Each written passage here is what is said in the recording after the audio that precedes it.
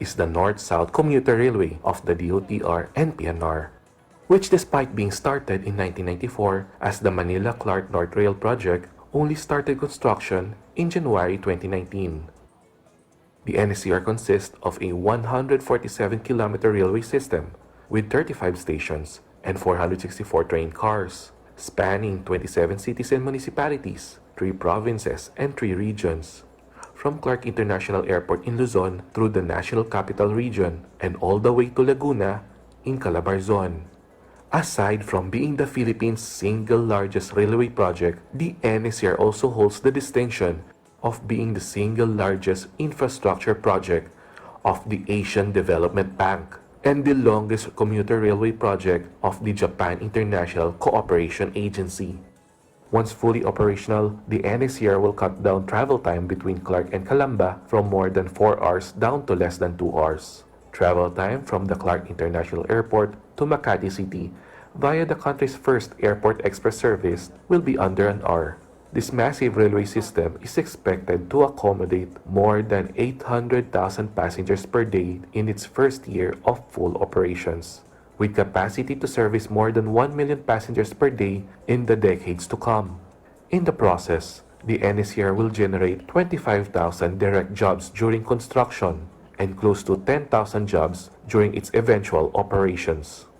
Construction is in full swing for the NSCR Manila to Clark segment's 88 kilometers of viaducts, 17 stations, and 2 depots, with all 7 civil works contractors from Japan, South Korea, Spain, and Thailand, partnering with Philippine contractors, already in different stages of construction. Meanwhile, the NSCR's first 8-car train set is on track for delivery by December 2021. Despite the effects of the COVID-19 pandemic on the global railway construction industry, the DOTR and PNR, under the Duterte administration's Build, Build, Build program, have been steadfast in making this almost 2-decade dream of a more comfortable life for every Filipino a reality. When the Duterte administration started in July 2016 and Secretary Arthur Tugade took the helm of DOTR, it was greeted by a then-stalled Manila-Clark or North Rail project, which despite having been conceptualized in 1994, was then very far behind from its vision of seamlessly connecting the growing industrial, commercial, and aviation hub that is Clark and the bustling capital of Metro Manila.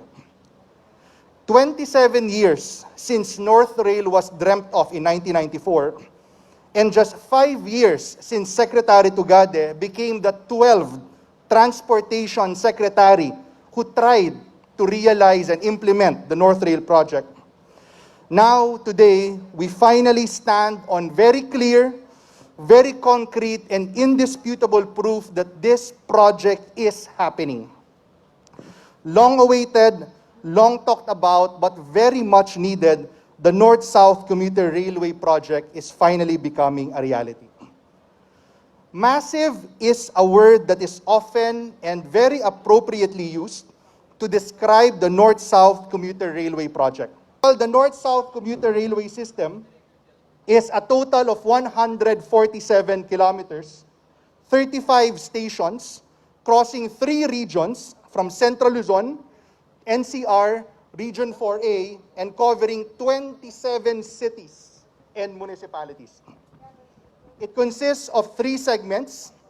The northern segment, North 2 segment, which is the middle segment, which is ongoing construction, and of course the south segment. So PNR Clark Phase 1, as we all know, is the first 37 kilometers of the project, which is currently ongoing full-scale construction. So this will have 10 stations, and it is going to span 38 kilometers. PNR Clark Phase 2 is consisting of 53 kilometers with 6 stations. PNR Calamba, or the south extension, 56 kilometers with 19 more stations. For the south packages, we received 35 bids from 17 international companies from 7 countries, plus the Philippines, making it the most participated and record-breaking procurement, large-scale procurement that we have ever hosted.